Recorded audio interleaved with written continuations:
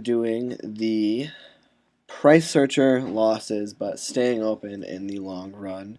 This differs from the making losses because of the fact that we have an AVC curve which allows us to stay open, and we're only talking about the individual firm rather than the world market price in relation to that. So the first step is to make a demand curve. We'll do it nice little lemon color, and the demand curve is going to be a little more steeper than the other one like we were used to, and we'll label it nice little big D right here. A little hard to see, but hopefully you can with these pretty colors. The next step is to make the marginal revenue cost, which is a little more steep than the other one. And we're going to use a solid tin color to utilize that. And we're going to draw that just like, actually, we're going to use the line tool. A little more neater. More professional. You know how it is. And we'll do that. Label that. Marginal revenue, place that right here. And then the third step in this is to make the marginal cost curve, which we will use this nice little squiggly, and we'll randomly pick a nice little blueberry color. We're going to draw that like so, and then just kind of do it like that, because the marginal cost needs to be very low. And we'll label it as such. Marginal cost. Place that here. The next step in the curves is to draw the average total cost curve, which is going to be up here. Do that. We need a new color. We're going to do a nice little maroon. Just solid maroon color. Do a little bit up here. Boom. Dragging, make it nice like that. TC, place that bad boy right here. Next in line is to draw the average variable cost curve. Average variable cost curve. We'll change colors once more. We get a carnation color, and we'll draw that a little bit below this ATC curve.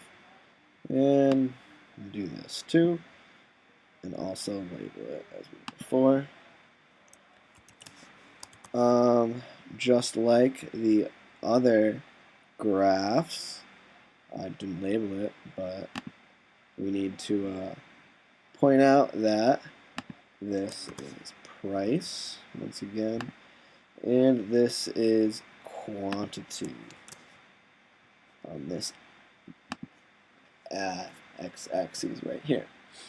Now, the first thing we need to do is we need to find Q star, which is where the market revenue equals the marginal cost, and we can find that by intersecting marginal revenue and marginal cost right here, and we'll just do a little dotted line downward, and then label it straight up Q star here. And then once we find that out, that is the point where our cost equals our revenue, at least in very basic terms. The third thing we need to do is from Q star, we need to find when it meets the demand price, which is the price set at that quantity. And we can just take again that going up. And we are going up to the demand curve, which will be up here. Oh, I don't even need to click. That's awesome. Demand. Yep, right there, sure. And then from there, we will just do this outward to the left, like so. And we will label that our cost. Sorry, not cost. Price at Q star. P at Q star. And we'll just place that right there. That is the price we set at that quantity. After that, we also need from QStar find our per unit cost at our average total cost. So we will go back to this little paintbrush thing.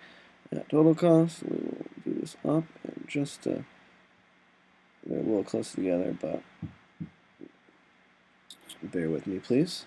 And then we'll call that cost. Put that right there. That's how much it costs. After that, we can't really tell if we're making a loss, so we need to show how we can, even though we're making a loss, we need to show how we can still stay open in the long run. And so the next step is from Q star to label that from the ABC outward. And so that's from right here. And just kind of bring this outward. This basically means that this quantity, that's the average variable cost per unit. And after that, from the cost to the P at Q star, we need to kind of fill that in.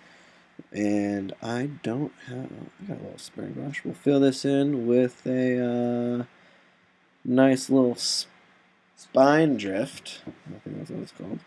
And we'll kind of do this right here. And what this box means is just the cost it actually is versus the price that we sell it for at Q star. So it does show that we are making a little bit of a loss. However, we also, on the next step, we need to shade in the box that is right below it in a nice salmon color. And what this box is showing us right here is that we're still making a little bit of a profit because the price we sell it at is above the average variable cost, even though the total cost is still higher than our profit. It just means that in the long run we'd be losing money, but short term we are still making somewhat of a profit. And that shows us that basically we are able right now still losing the maximum profit we should be making, and in the interim process we are able to just have some money because it is above the average variable costs and below the ATC.